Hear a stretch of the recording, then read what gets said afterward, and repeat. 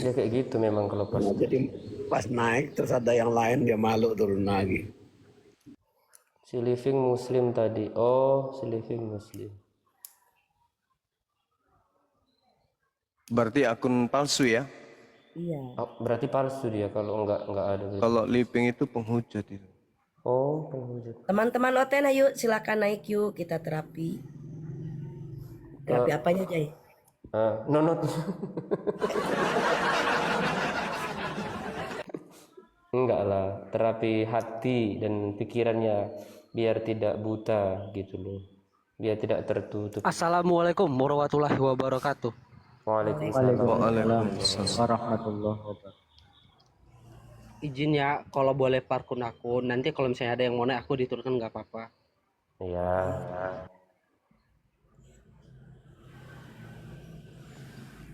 Ini bisa kali. Gurunda, aku mau tanya boleh Gurunda?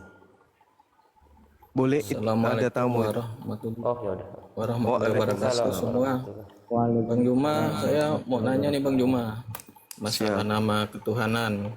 Sedangkan di kitab Yahudi itu kan ada beberapa nama seperti Yahweh, Adonai, El, Elohim, El Sadaf, Sefarod, Ehyar. Berarti di Kristenan itu emang tidak ada ya Bang Juma? Bisa di pencerahannya Bang Juma? Maksudnya? Nama Tuhannya Bang Juma. Oh, Memang Kristus nama aja gitu. Bukan pakai Bapak atau apa dia. gelar itu Bang, gelar. Oh gelar. Itu gelar Berarti Tuhan itu. selama ini mereka ambil dari kitab Taurat ya? Nah, mereka hanya menyebut Bapa. Mereka tidak menggunakan nama Tuhannya orang Yahudi. Makanya di dalam terjemahan yang ada hanya God, hanya ada Theos, dan di situ tidak ada ini, nggak ada nama Tuhan Yahudi masuk dalam original teks orang Yahudi. Orang Roma. Karena sejatinya mereka hanya menggunakan terjemahan Septuaginta dari terjemahan kitab Tanakh yang diterjemahkan, kitab Taurat abad ketiga sebelum Masehi. Dan itu kepentingan bukan untuk kepentingan ibadahnya Bani Israel, bukan. Melainkan mereka menerjemahkan itu untuk menghadiahkan ke orang-orang Roma atau orang-orang yang berdarah Yahudi yang tinggal di tengah-tengah orang asing, tengah-tengah bangsa Romawi. Itu tujuannya. Di mana muatan daripada penerjemahan ini dan penggunaan daripada terjemahan kitab Torah itu syarat dengan tujuan untuk mengajarkan dewa-dewa mereka. Makanya gelar-gelar Tuhan pencipta langit dan bumi di dalam kitab Taurat itu mereka terjemahkan ke dalam kata Theos, dewa. Begitu. Makanya muncul belakangan istilah Tritunggal, Trinitas, tiga pribadi dalam satu hakikat. Nah, tiga pribadi sudah betul. Satu hakikatnya ini yang keliru. Karena tidak mungkin pencipta langit dan bumi satu hakikat dengan ciptaan. Jadi itu hanya permainan silat lidah saja untuk menipu orang-orang yang mendengarkan. Kalau tiga pribadi itu betul. Maksudnya tiga pribadi adalah tiga entitas yang berdiri sendiri.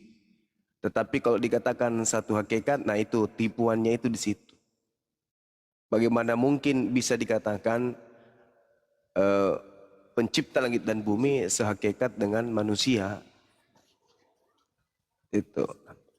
Nah, hanya iblis yang ingin menyamai hakikat Tuhan. Itu. Makanya di dalam Al-Quran itu Allah menggariskan A'udzubillahi minasyaitonirrajim wa idza husyiran nasu kanu lahum a'da wa kanu biibadatihim kafirin. Apabila manusia dikumpulkan nanti pada hari kiamat, Nabi Isa ditanyai oleh Allah, wahai Nabi Isa, orang-orang yang bermata satu ini, yang perutnya tambum, matanya melotot, tapi cuma satu biji yang tidak punya kalbu, tidak punya kuping, dan tidak punya bibir, apakah kamu yang mengajarkan dia menuhankan dirimu? Kata Nabi Isa alaihissalam, tidak. Aku tidak pernah mengajarkan itu ya Rabb.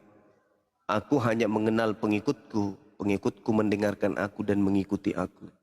Sedangkan mereka ini adalah orang-orang yang menyembah sosok yang mengatasnamakan diriku, tetapi bukan aku. Dan aku sudah pernah mengatakan kepada mereka, Bani Israel, agar waspada kepada penyesat yang datang dengan menggunakan namaku. Inilah yang diterangkan Al-Quran. Wa idza khusyiran nasu kanu lahum a'da wa kanu bi ibadatihim kafirin. Pada hari kiamat Nabi Isa akan disidang oleh Allah, sehingga Allah menyimpulkan hasil persidangan itu, penghakiman itu kepada Nabi Isa, melahirkan keadaan Isa yang disembah oleh mereka memusuhi mereka yang menyembahnya. Makanya di dalam Matius 7:22 itu jelas cerminannya. Sosok yang mereka sembah mengusir, marah, murka terhadap mereka yang menyembah selain daripada Allah. Enyahlah daripadaku, kalian semua adalah pembuat kejahatan. Kan itu gimana coba kalau misalnya kita ini ibadah ikhlas sih ikhlas. Ibadah kita ikhlas karena mencari ridha Allah. Karena kita yakin amalan-amalan kita kalau ditakar untuk masuk surga itu mustahil. Tidak akan mungkin bisa amalan kita setara dengan nikmatnya atau kebahagiaan yang ada di surga. Tapi karena kita mencari ridha, apa yang diinginkan Allah itu yang kita lakukan. Maka yang memasukkan kita ke dalam surga bukan nilai pahala, tetapi ridhonya Allah terhadap ketundukan kita kepada perintah dan menjauhkan diri kepada larangan. Itu poinnya. Sehingga Allah mengatakan bahwa apa yang mereka sembah itu menjadi musuh. Nah, kalau kita taat kepada Nabi Muhammad, siang malam kemudian kita ibadah, kita laksanakan semaksimal mungkin semampu kita. Apa yang bisa kita lakukan dalam keislaman kita ini, kita lakukan. Kalau kita jatuh khilaf, kita bertaubat, menyesal, dan mencoba untuk memperbaiki diri untuk menjadi insan kamil yang lebih baik. Lalu tiba-tiba ketika di padang mahsyar kita datang kepada baginda Rasulullah Muhammad SAW. Lalu Nabi mengatakan, "La, tidak. Aku tidak mengenal kalian. Kalian semua adalah pembuat kejahatan. Enyahlah daripadaku." Itu kira-kira perasaan kita itu gimana? Perasaan kita itu gimana? Ada tidak keadaan itu di dalam Islam? Indikasinya. Sementara tidak ada diterangkan nasihat Rasulullah, waspadalah kepada Nabi Muhammad yang palsu. Waspadalah kepada sallallahu alaihi wasallam yang palsu. Waspadalah kepada iblis yang nyamar-nyamar Nabi Muhammad. Dia akan datang dan akan menyesatkan banyak orang. Tapi itu tidak kita temukan, bukan? Yes. Sedangkan Yesusnya menasihati kepada Bani Israel. Bani Israel loh ya. Sedangkan yang kita temui di Indonesia ini kan bukan Bani Israel. Ya, bisa dikencangkan volumenya lagi Bang Eko, biar sekalian retak ini HP di sini. Jadi gitu. Ketika tidak ada kemudian Rasulullah meminta mewaspadai, maka kita tidak perlu mewaspadai kemudian pengajaran yang mengatasnamakan Nabi Muhammad. Nabi Muhammad hanya menyampaikan, jaga dirimu dan juga keluargamu dari api neraka. Apa yang menghantarkan kita ke dalam api neraka? Iblis. Maka iblis itu adalah wala tattabi'u khutuwati syaitan. Setan itu musuh nyata bagi kita. Innahu lakum aduwwum mubin. Itu kata Allah. Jadi kita harus memusuhi setan. Nah, jadi ketika nanti di surga, di padang mahsyar, pada hari kita dibangkitkan, tidak ada kawin mawin di situ, yang ada hanya penghakiman. Belum masuk ke surga, belum ke neraka.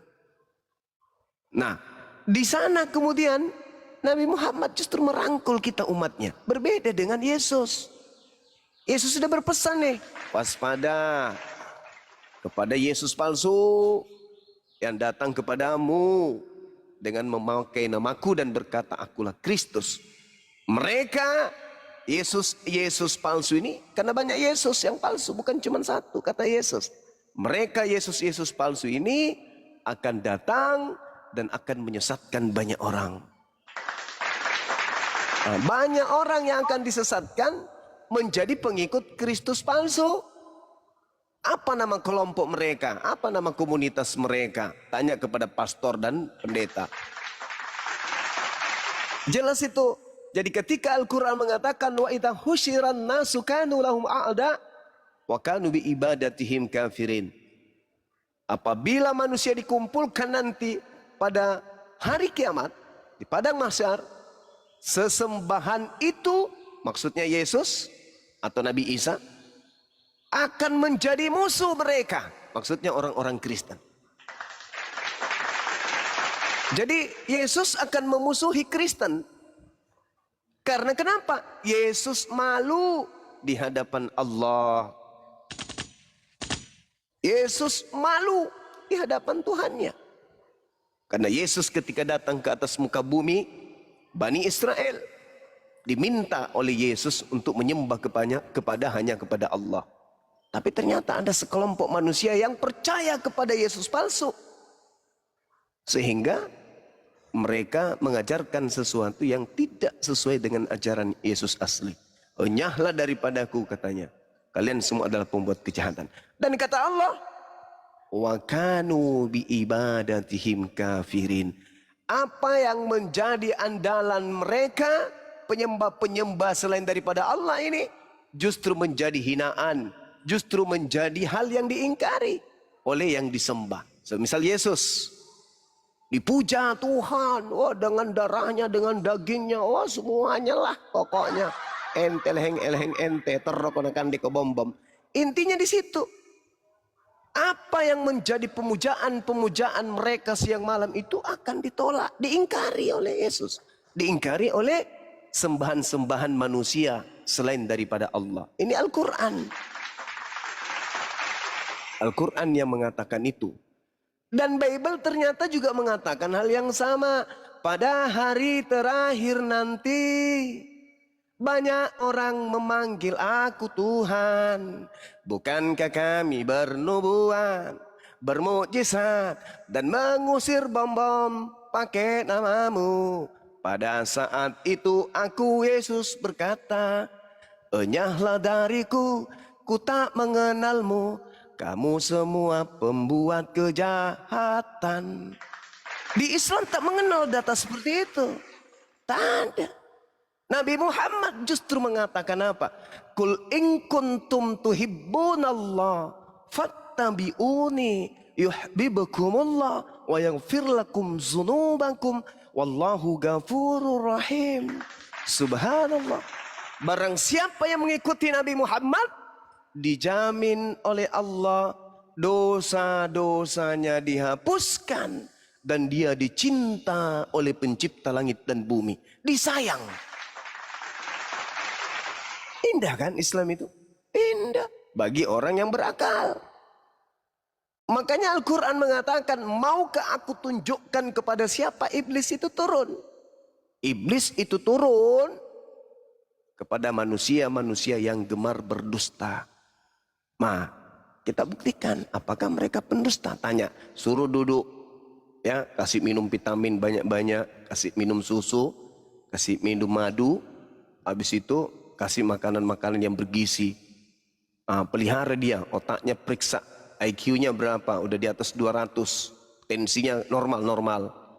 Suruh membaca dulu, B tambah A, ba, B tambah I, bi, bacanya babi.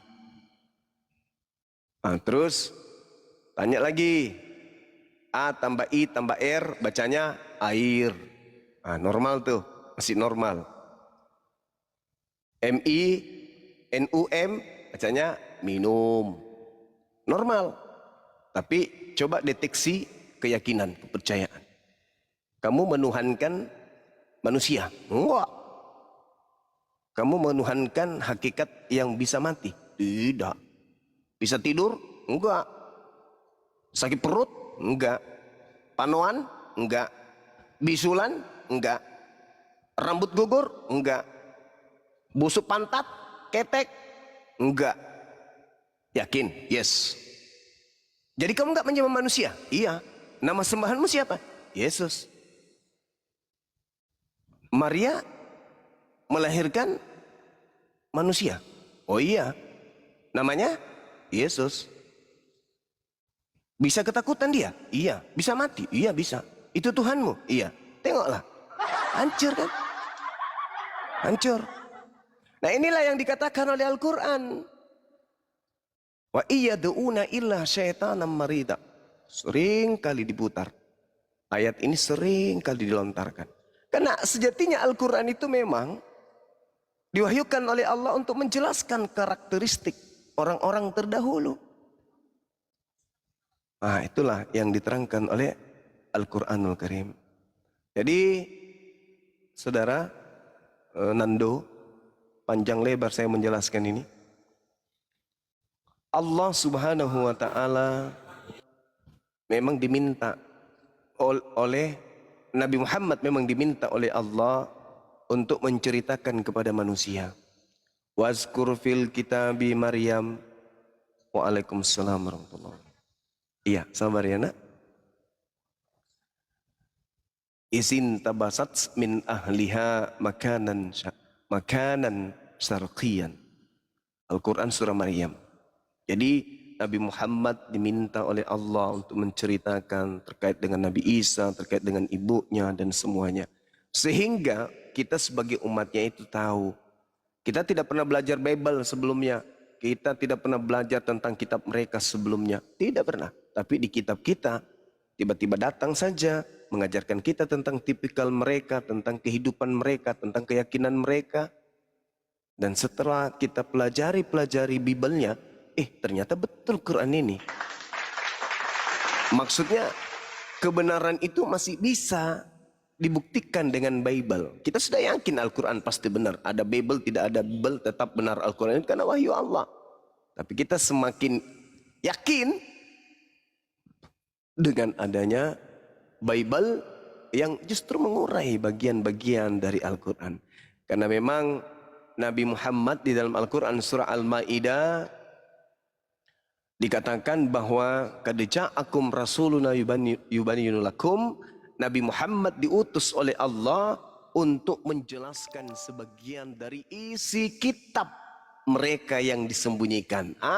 Masya Allah. Inilah kalau misalnya ada kesamaan di dalam Al-Quran, narasinya maksudnya dengan kitab mereka, itu karena Nabi Muhammad memang diminta oleh Allah, diutus untuk itu. Engkau kuutus, nabiku kuutus untuk menjelaskan kepada kalian sebagian dari isi kitab yang kalian sembunyikan. Jadi kalau ada yang diuraikan oleh Al-Quran, sama seperti apa yang ada di Bible. Misalnya Yesus utusan Tuhan, Yesus itu diselamatkan, tidak disalib. Ada kesamaannya. Itu karena Al-Quran datang untuk menjelaskan sebagian daripada isi kitab yang mereka sembunyikan. Ya ahlal kitab qad ja'akum rasuluna yubayyinu lakum katsiran mimma kuntum tukhfuna minal kitab wa ya'funa an katsir, kata Allah. Jadi Nabi Muhammad banyak mengulas dari isi kitab yang disembunyikan oleh kaum Bani Ahli Kitab, dan banyak juga yang tidak dijelaskan oleh Nabi Muhammad. Jadi kalau ada kesamaan, Al-Quran menjelaskan tentang Bible, itu memang Allah sudah memberikan legitimasi kepada Rasulullah. Wahai ahli kitab, sungguh Rasulku Nabi Muhammad telah datang kepadamu, menjelaskan kepadamu banyak hal. Menjelaskan kepadamu banyak hal dari isi kitab yang kalian sembunyikan. Ini Al-Quran ini, bro. Mantap kali. Makanya ketika Al-Quran sampai ke kita 1400 tahun silam, masuk ke tanah air ini abad ke-8, lalu kemudian di abad ke-16 muncul juga Bible dari barat di Nusantara ini. Apa yang terjadi? lebih dulu pribumi mengetahui tentang isi Bible daripada orang yang belakangan ini masuk Islam, masuk Kristen. Kenapa demikian? Karena Al-Quran memang lebih dulu sudah menguraikan. Itu kata Quran. Ya ahlal kitab qad ja'akum rasuluna yubayyinu lakum katsira mimma kuntum tukhfuna minal kitab. Kata Quran, Nabiku Muhammad datang untuk menjelaskan kepada kalian banyak hal, banyak masalah, banyak materi, banyak pengajaran, banyak kisi-kisi, banyak hukum-hukum, banyak peraturan dan ketentuan yang Tuhan berikan kepada kalian yang kalian sembunyikan. Nah, itu kata Quran tuh 1400 tahun silam. Muncul kemudian terjemahan-terjemahan dari barat. Betul, apa yang diuraikan Al-Quran ternyata ada kesesuaian dengan Bible. Subhanallah. Ya, saya kira begitu, sahabat-sahabat, karena di sini sudah ibadah. Saya pamit sejenak untuk ibadah dulu. Nanti kita lanjut lagi. Kalau ada penyembah Kristus yang naik, tolong dipelihara baik-baik supaya kita bisa kemudian perbaiki saraf-sarafnya yang sudah berantakan. Demikian, silakan diambil alih. Terima kasih Bang Juma. Izin turun. Assalamualaikum warahmatullahi wabarakatuh. Waalaikumsalam warahmatullahi wabarakatuh. Assalamualaikum Bang Eko. Bang Eko bukan mute-nya. Assalamualaikum warahmatullahi wabarakatuh. Ya, Waalaikumsalam. warahmatullahi wabarakatuh. Izin Bang, kepencet Bang. Oh iya. Turunin ya. Izin turun Bang ya. Siap. Tadi ada yang mau kutanya sebenarnya sama Gurunda. Oh ini ada Apa Joseph. Apakah benar kan mereka kan percaya kalau firman Yesus itu kan firman yang jadi manusia kayak gitu kan Gurunda ya. Nah biar ngebuka semua gitu. Tapi apakah benar kayak gitu? Ada firman yang hilang Gurunda? Ya. Jadi Karena gini. oke, lanjut. Karena gini kan. Silakan. Kan ajaran Yesus itu kan kalau setahu aku gitu ya. Ketika umur 13 kan sampai 29 tahun kan tidak apa ya? Siap. Bahwa apa itu cerita Yesus itu kan dalam Bible, dalam Alkitab gitu. Ada banyak yang hilang kalau kataku. Bahkan yang hilang itu kan tidak tanggung-tanggung loh Gurunda, yaitu bisa separuh dari umur Yesus sendiri loh. Karena hampir dipastikan ya sebagian besar tuh kan orang Kristen gitu ya, yakin percaya kan Yesus itu kan mati pada usia 33 tahun kan ya. Sementara dalam Bible yang tertulis kan kisah Yesus sejak dia dilahirkan sampai 12 tahun kan. Lalu nggak ada ketika umur 13 tahun sampai dengan 29 tahun.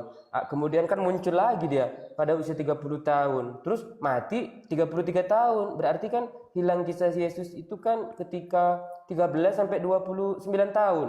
Berarti selama 17 tahun kisah Yesus tidak ada atau hilang kayak gitu kan, dan tidak tercatat dalam Bible. Nah, kalau emang Yesus mati di usia 33 tahun sementara kisahnya ada yang hilang selama 17 tahun, berarti yang masuk dalam kitab itu hanya Yesus selama 16 tahun.